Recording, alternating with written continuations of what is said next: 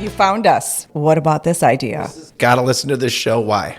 Because it's about the hearts and minds of entrepreneurs. Oh, nailed it. I didn't even look at the wall. Nailed it. I didn't even look at the All wall. right, listen, honestly, this is a show. It's different than other shows about entrepreneurship. It's real. It's real. Real stories. Is it? We tend to talk very real. I love And it. so do our guests. So come have fun with us.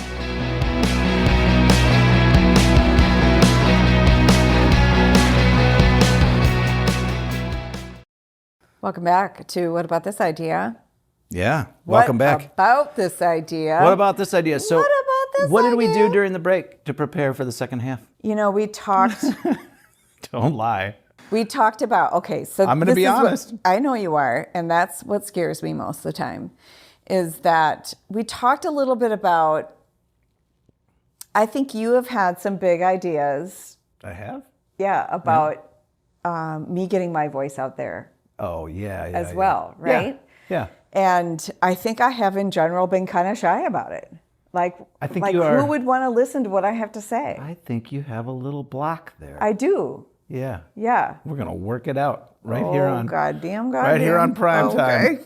In front of our millions and millions of live audience Amigos. viewers. Yep. Lots and lots of single-celled organisms out there. Okay, so what happened is, you got a message from me on LinkedIn, and I introduced you to a journalist who I do not know. I did not meet this person, but I read an article last week in the business section of our local newspaper, the Star Tribune. Thank you. No, they're called something different now. What? Yeah, they're called like Star Tribune of Minnesota or, What? yeah. It's they still the rebranded. Star Trib. I know, you can use that. Okay. Yeah. My whole life it's been the Star Tribune. Okay, and the St. nothing Paul is Pioneer changing. Press. Okay, but good. they did rebrand, Yeah. and it has rearranged the words there. Really? Mm-hmm. I will have to look into that. Mm-hmm. So, being, what is it? Is it because you're Minnesotan? I mean, I know you identify as Wisconsinite kind of these days, but you're... Definitely, but in this sense, Minnesota and Wisconsin are nearly identical They in their do. way of not wanting to. Southern Milwaukee, or Southern Wisconsin, Milwaukee area, they're a little bolder. They're a little bolder. They get down in that Chicago area. Yeah. It's like big city, big ideas, Yeah. big push on who you are. Yep. I think. What and are, this what will, are we this talking will come about? as a surprise, right? Should we define it clearly? You are a little bit afraid to get to have someone recognize your awesomeness. To be recognized That is for... not the way I would describe it at all. Okay. Yeah. Not even close? I think Nailed it's it. pretty not Woo! close. No, you didn't. I think it's much more about imposter syndrome. Okay. I think it's much more about, I have these things that I know and things that I'm passionate about and things that I have studied that I know is the right realm for change. And, I put that whole power and love in that Venn diagram and I get all excited about that stuff. And then I feel like if someone were to ask me questions, I feel like I might be pretty shallow about the answer. You mean someone being a journalist? Maybe I don't have, like, what is it they want to hear that I have to say? I mean, there's stuff that I say that's like, okay, like Cliff Clavin. Okay, I'm dating myself.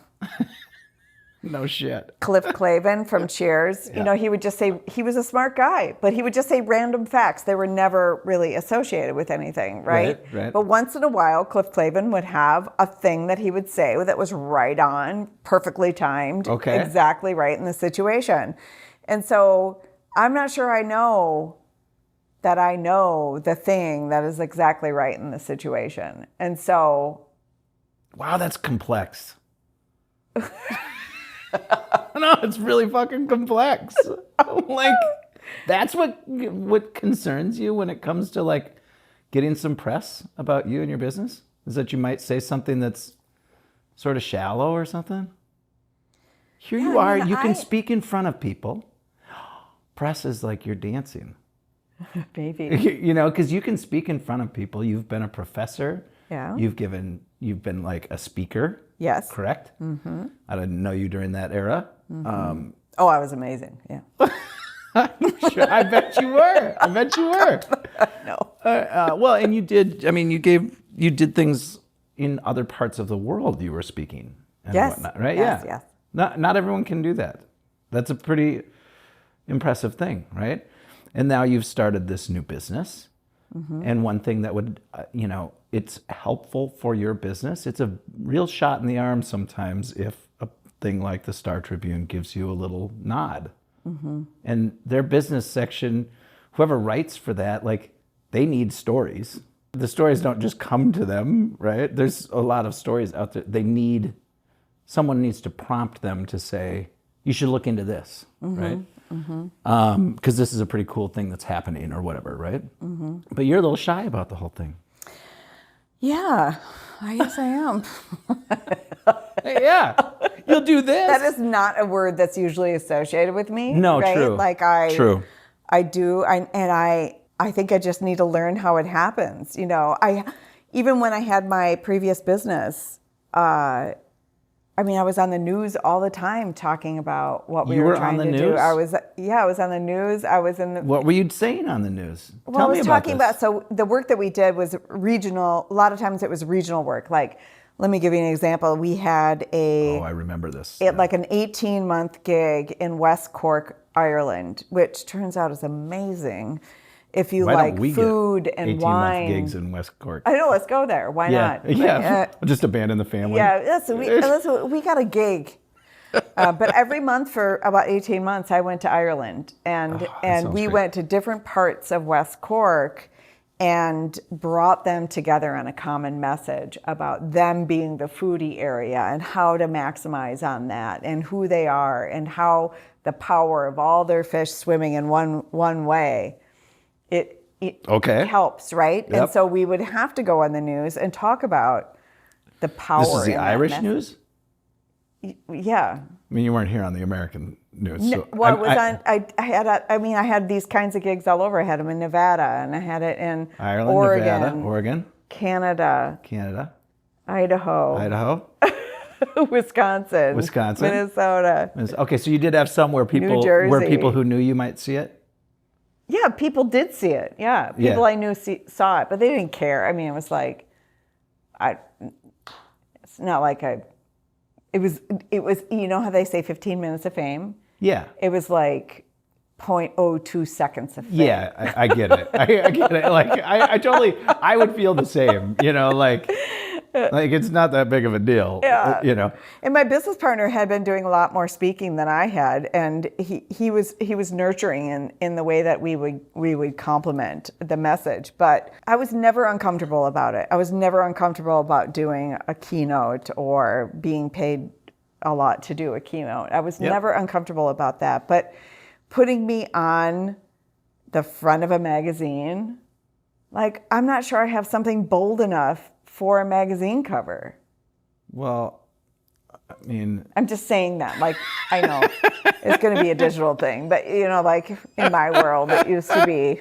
I just don't know what. I mean, maybe Vogue wants me. I don't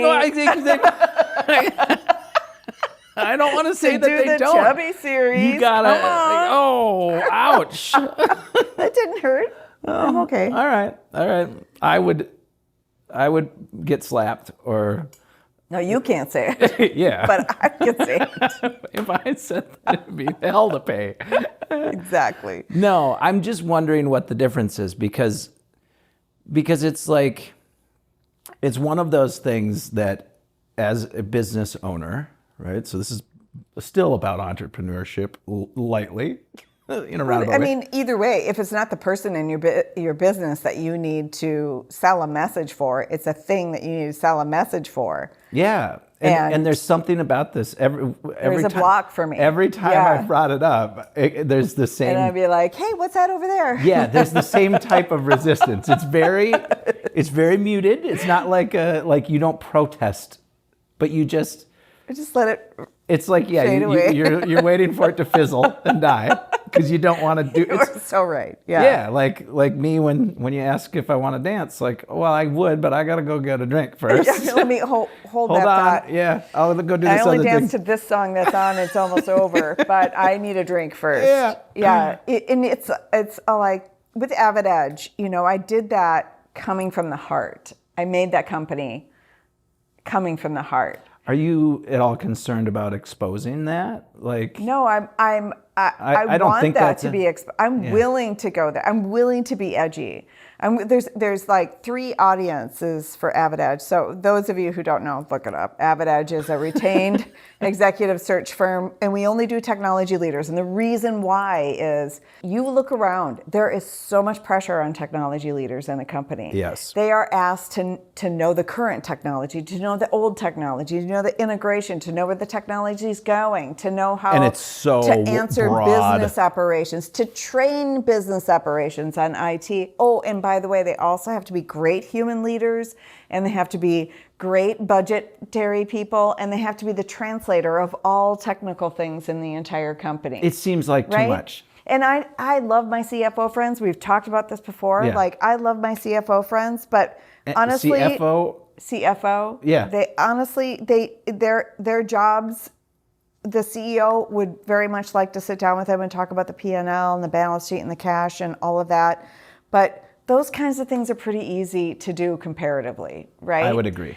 So the technology I want to leader be an has- advocate for that, so that as we move forward in technology, we're doing it ethically. We're doing it without putting And it's one so person broad in and the diverse middle. right now. Yes. It's so broad and diverse. Yes. And then on top of that, I feel like for that to happen properly, I feel like business leaders in a company need to be more tech literate. Mm-hmm. And that's kind of a litmus test for me, right? Mm-hmm. Like, if I ask a CEO, what was the last time they met with their CIO, and was the last time they met with their CFO? Almost always it's the CFO. Yep. And it's more frequently the CFO. And what that means is chumming it up on the golf course and shit. They did their MBA, they know finance, they know balance sheets, they know what to ask their CFOs to inform them about projections, how they talk to their board, all of those things, right? It's all about money.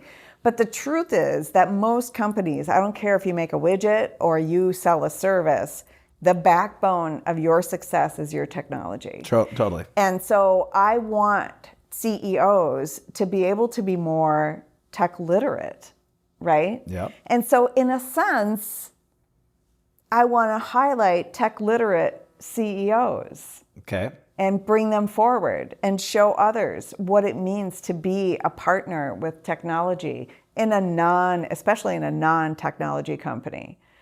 Right, because even a non-technology, it's probably almost easier for a tech company to understand what you're talking about than a non-tech company that just relies heavily on technology to do their work. Yeah, right? especially like one that's been steeped in tradition, right? Like, no offense to any of these, because I know some great leaders in any of these, but like a Thrivent has been around for like 200 We're years. naming names now, are we? Right. Well, Thrivent's a very solid company that's been around for hundreds of years, has done various different things to be innovative. I know a lot of them. They have done a lot of work to be innovative in a culture that is traditional. Yeah. Right? Yep. And there are a lot of companies that have had to grow up out of the idea that the thing they do is fill in the blank. Because the thing they do is not going to happen with as much attention into technology. And I would even challenge entrepreneurs in that sense too, right? Right. So entrepreneurs, they think, oh, we have a service, we sell this thing, or we sell this product, or we do e-commerce, that they're not thinking how powerful the technology piece could be. How large a part of the company it. And I think it's really important, but it's also... if you're a non-tech person, like say you create a product, and you're a non-techie person that created that product, like it's a widget, it's a thing, it's a scissors, right? Yep. It's like not very techie. It's a thing. It's like not very techie. But it is hard for you to choose the partners that will help you get that scissors sold in the marketplace. Yep. Because there's hundreds of AI and salespeople coming toward you saying, we can solve that problem. We know what problem you have. Oh, I get it all the We can solve time. that problem. We can solve that I problem. get email we can after solve email. that problem. LinkedIn hits me all the time too, like Exactly. nonstop. And so a poor entrepreneur organization who doesn't have a lot of technical ability, doesn't really understand what that means. How to employ technology to sell their widget. To sell their widget. Yeah. Without relying upon the company that's selling you the service to teach you what it can do. Right. And so if a reporter comes and asks you questions about shit like this, do you think you could get a little fired up and passionate and maybe answer their questions? Okay, I'll try. Do you think you maybe could? I could try. Yeah, because because you just did it. Like, I don't even know what I said. And the next thing you know, but all of that is in you. It is, and it's the reason it's not. I am not shy in saying it, and You're I can bullshit like hyper-passionate. anybody, but I am not shy in saying it because I know these as truths. Right? Yeah, well, I mean, it's not like your passion didn't come through, okay? That's why you are the leader of the company that you're the leader of. That's why Avid Edge is your company. And when you just said all of that, that is a passionate advocate for the thing that you're doing and the company that you run. Yeah.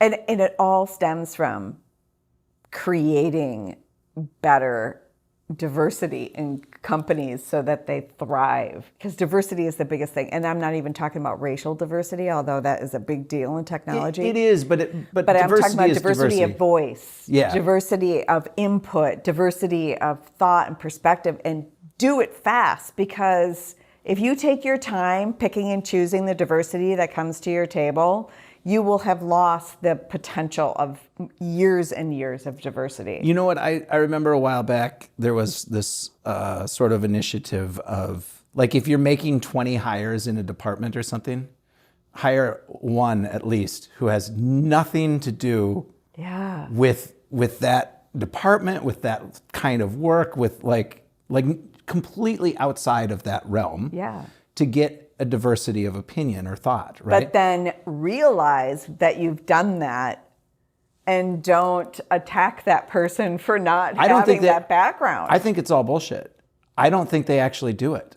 No, it's too hard because it slows process down, right? If we have a homogeneous decision-making group, it's like, what do you think of this idea? Yes? Awesome. What do you think of it? Awesome. What do you think of it? They're all Awesome. yes They're all people. yes people. They're like, that's an awesome idea. Let's move forward. We're going to move our ideas forward, but we're not going to have enough diversity in that decision to make that idea apply to a larger population or serve a population or not discriminate against paying customers. This is intrapreneurship too, Yes. right? And I think that there is I think when I saw that stuff, I should fill out an application at some huge company, for some position that I'm not even close to qualified for, in a department that I don't even know what the fucking acronym means, Right. Yeah. You should definitely do that. Yes. But when I saw that type of initiative or the people, like talking about that, I thought, bullshit. Like you will not do this. These companies will not even risk that much. And it's not even a real risk for them. Right. Like the reward that you could get for having a slight diversity in your opinion there, that's the kind of diversity you're talking about. Not the racial, political. And it might be racial. It might be racial. Yeah. It could be racial, and it is and it should gender. be. Yep, right? gender, all of it. All of those things. We've seen some negative byproducts of not having diversity in those decision making. Yes. We've seen a lot of that. So. I But like that's it not though. so much. I'm not on the fear side of this argument, right? No, I I'm totally. on the freaking potential side of this argument. I think that's great. I'm on the potential side of having diversity in opinion. And yes, a decision might take a little longer because you got to hash and rehash and understand different ideas. But making decisions should need to be understand the inputs. Sort of troubling in a way. Like if you're going to make good decisions, you should consider the multiple different options. So make options. your process fast where you consider diverse opinions so that you have quick decision making. And that is important in companies. I think that But challenges them. Need diversity. It's too hard and challenging for them sometimes. But I completely agree with you that it is. You and I have done the same thing. We've partnered with people that provide us a diversity in who we are. Totally. Like we're a couple of white people, right? Are we? Well, A couple middle-aged white folks? mostly. Truly, yes. Deeply. I did get my 23andMe, and I've got 3% Oh, don't say it. Oh, don't say it. Don't say it. Sub-Saharan African. Oh, I do. We all do. I know, but I just wanted to point out that God, yeah, because that makes you, makes me nothing. You got the little bit of your diversity. I have this weird balance between I have about 36% Slovenian in me. Like that would be, to everyone who doesn't know what that means, it's like Croatia, Yugoslavia, and then another about equal, maybe a little bit less, but almost equal, Great Britain, British and Slovenian. Okay. That seems like someone Not who Norse? came from a northern. No, I know it seems like I do, but I don't. Well, Coming from a northern European place to the warmth of Slovenia, and then meeting someone on vacation, and maybe they, I doubt that was it. Oh, okay. But I think it was probably more about conquest and whatever. That's true. Yeah. Anyway, I think that it is generally BS when people say that they're going to do like these diversity initiatives and cultural initiatives within companies. But I think it's... You know what? Tell me the story in retrospect. Let's go back to the beginning of this conversation. Tell me the story in retrospect. Keep trying to bring diversity in. And then 5 years from now, tell me the story about how well you're doing because you did that diversity trend. I think it's like, awesome it's hard to say today the impact. You can't be a political cycle leader in a company and say, I did this thing, this major thing, because that impact is going to be another 5 years from now. And that goes right back to entrepreneurship in general, right? Which is planting a seed that doesn't exist and watching it grow, right? And so the unsexy thing to do is to bring about some sort of change within your company that you don't get the credit for because you got to wait for the thing to grow up so you can sit in the shade of it, right? This is the whole thing about trees. Exactly. And so there's some saying, and I will screw this up badly. But let's give it a go, shall we? Let's see how bad you screw it up. Yeah, it's something about like the most enlightened people are those who plant a seed under whose shade they'll never see or whatever. Like people who Agreed. When's the best time to plant a tree? 30 years ago. 30 years ago is right. Yes. You're not going to plant that tree 30 years ago. But Yeah, that's the best time to plant. And if you care about the health of the space, so think of whatever it is. If you want there to be a nice tree there 40, 50 years from now, you may not be around to see it. You may not, but your children or your grandchildren or whatever. And that would be the same. That's a really tricky one for companies. Yeah. To think in those terms because they're constantly beholden to a board or a shareholder or a group of shareholders, and they're constantly driven toward, but show me where this makes us dollars today. Yeah. Right. And that's why, you got very passionate about that whole thing. And I think that you need to get that out into the world. So let's not be afraid to dance. Okay. With the journalists. That's okay. I'll go dancing with journalists. Okay. With you. Becking them out on the floor. Come on. Come on, let's dance. Come on, journalists. Let's dance. Yeah, and then you see they do that face. You have a, this is the way I get people to dance with me. Come on. Yeah. Oh, God. It's crushing me. I need a drink. I need to go to the bar for a drink. No. I appreciate that. And I appreciate you kind of put me on the spot there. That makes it good. It helps me. And I don't think I'm quite there how I'm tentative about that, but I am. And I'm willing to break some barriers.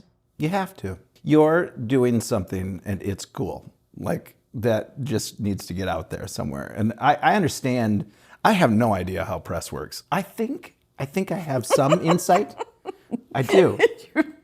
I have some little tiny bit of insight into. Think? I think so. And what I think is that people who end up kind of being media darlings or whatever, they end up in the media, they have friends who write shit. Like it's nepotism, basically. Yeah.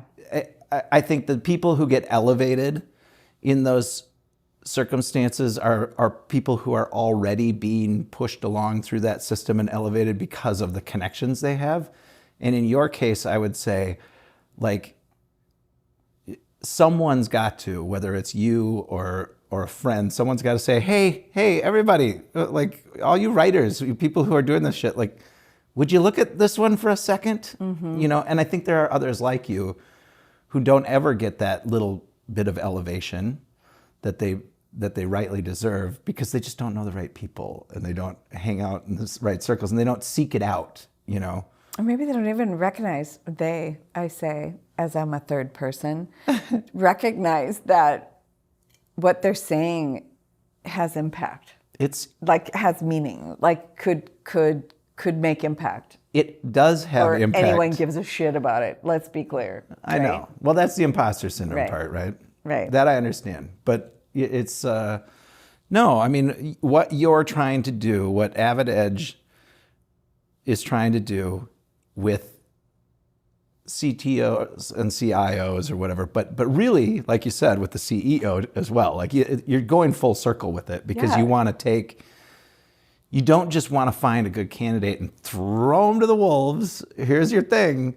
You also take them in and you help adjust that culture to meet that person, understand that person, and make sure that they can work with the other folks in the company. That's really what you do, right? Right. That is an important thing. And you It put a is lot an of important effort thing. into this and you're good at what you're doing. So you deserve someone saying, hey. So I would say that is, we're turning it back to a lesson. I can hardly wait to see what the lesson is. No, I would say, I think that press coverage and stuff like that favors the bold in a certain way. Yeah. And so if you're an entrepreneur, and I think this happens with new entrepreneurs all the time, they're good at the thing that they're good at. And they're good at doing certain parts of the owning of a business. And then the rest of it, there's sort of an assumption that it'll just happen. Like, I think a lot of young, not necessarily age-wise, but young in entrepreneurship folks, new to entrepreneurship, they think, like, I'm so damn good at this thing that I'm good at. If I just hang this shingle up over here, people will just find me, right? And then turns out you don't really know anything about search engine optimization, and even if you did, what the H is it? Yeah, what does it actually get you? And then you're flooded with these emails of like, I can get you 9,000% more business in 67 minutes. Like you're like, whoa, 9,000. Yeah, and they're like, so much business. But the truth is, and I think this is true for you and Avid Edge, in some ways you have to advocate for yourself a little bit, and you have to, even if it's a little bit uncomfortable, you have to go out and say, hey, everybody, I need you to look at me for a minute. Yeah. Like, it doesn't feel good. It doesn't. But I want you to look at me, and I want to answer some questions, and I want you to write a little article about me. Yeah, and I'm willing to be wrong, I think we worked through it. I don't know what we worked through. I think that we should reemphasize that we are bringing on this big segment for What About This Idea. Before we get the 1-800 number up. I love it. Yeah, that I don't God, even I can't know wait. will It's exist. it's definitely going to be a 1-800 number. You can email Sam or I. We've already got some great ideas. We want to hear yours. Let us know if you want us to be anonymous, or you want to maybe you can do it anonymously. Believe in this this idea so much, you want us to hook you up with maybe a funder or a beta program or something. Okay, and let's be fair about it, right? I think a lot of people new to entrepreneurship also worry that someone's going to steal their idea. Exactly. Right? Nobody's going to steal your idea. Believe me, the idea part is the easiest part of it. Yeah. Unless your idea is a patentable, I think I said that right. I think I enunciated it correctly. Unless it's like, a new design for an airplane wing or something. Don't give us all the specs on that. No. An idea for a business, people do not steal them. They don't steal them, and it's funny because I know can't. this is a common older person example. Oh. But the beta, you remember when VHS first came out, kids. Oh. And it was Beta also first. beta first. Beta was actually a better technology. Yeah. Right? They shared their technology. All the beta lovers loved it. Yeah, it was a better technology, but VHS did a better job of being business owners. Of marketing. Not just marketing. They made partnerships. They made Gotcha. Just better business owners. better. in general. They made partnerships with the equipment manufacturers, and they also made partnerships with, at the time, the distributors of the film. And it was like there was no getting around it. We had VHS. So think of your idea as a VHS idea. It may not be the best idea, but if you learn the business techniques that others will tell you in their stories on our show and all around. Oh, look at you. Yeah. Bringing it back. Exactly. Yeah, I like it. So give us your ideas. Okay, and for let's see if we can plant them with you and for you. And this is not Shark Tank. We don't give a shit about what happens, but we care about you, right? Like we're not going to take any of your ownership or anything, but we love sprouting seeds. Let's get those seeds. Yeah, this is where sprouted. that's going. You're totally right. Yeah. Our live events are going to be events where you maybe come in and learn from someone like how to get started on some part of it. Like, I think so much has changed in the world of early entrepreneurship stuff where like business plan and pitch deck and all of these things that used to be like the most important thing that you had to do. A lot of that's changed in certain ways. Yes. So when we have live events, we're going to be having people presenting information that can really help you get a start, right?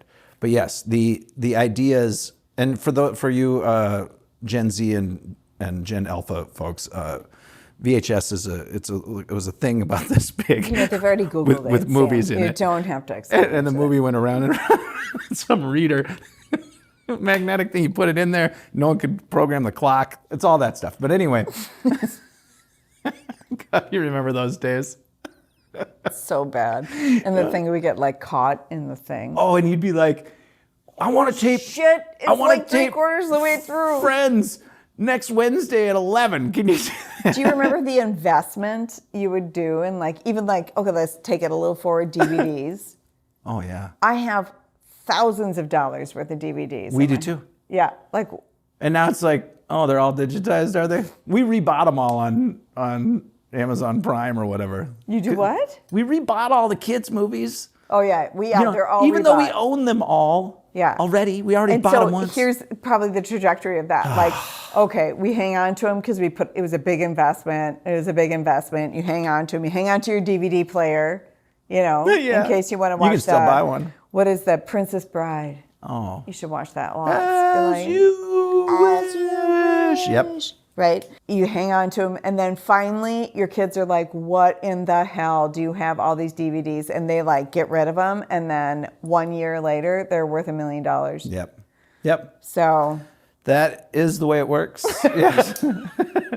All right, the wine bottle's gone. Okay, yeah, let's be done with this. This is done. Let's be done. I love a good couch session. I liked it but too. I'm also very excited about our guests coming up. We have CEOs of healthcare companies. Maybe this can kind of be our intro to season 2. Yeah. Two? Yeah, I love it. Yeah. Yeah. So we do have some really great guests. Yes. And what we like, and we've been purposeful about this in a certain way, is we have some fancy people Is that a bad way of saying that? I don't know, but they're fancy. They've got great careers. I don't know what you mean by fancy, but Well, they're like successful.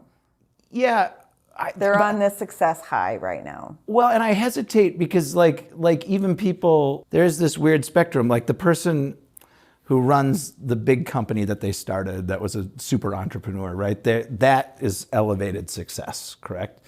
But then you've got like the person who owns the sandwich shop, that they're also an entrepreneur. Exactly. And they are successful in the sense they employ 7 people, and their shop does just fine. And they got a great family, and their kids are happy, and they homeschool, Yes, and or whatever it is. And right? I love that we can touch both ends of Yes. the spectrum with our show. Because they're both as important and almost as hard. Yeah, right. Right? Right. True. So stay tuned for second season. Lots of great guests coming up. I know you can't wait for another couch episode with the two of us. Just send your ideas. Send us your ideas. We don't plan anything. Steve in Saskatchewan, we wish you the best. Thank you, Steve. Yep. You made a big difference on the start of this show. If we didn't have Steve, we would have nothing to have Good luck with started your the new show with. business. We think your idea is great. I do think it's great. I think Steve is going to be a big success. I think we should bring him on the show. It's the Hooferator 9000 or whatever. Hooferator. You just throw the hoof in there and it's done. Okay. Brand new hoof. Anyway, thanks again for joining us. We've loved having you. Thank you. Thank you for joining us. We are super excited about season 2. We're just building. We're making it bigger. And you've really driven that. Thank you.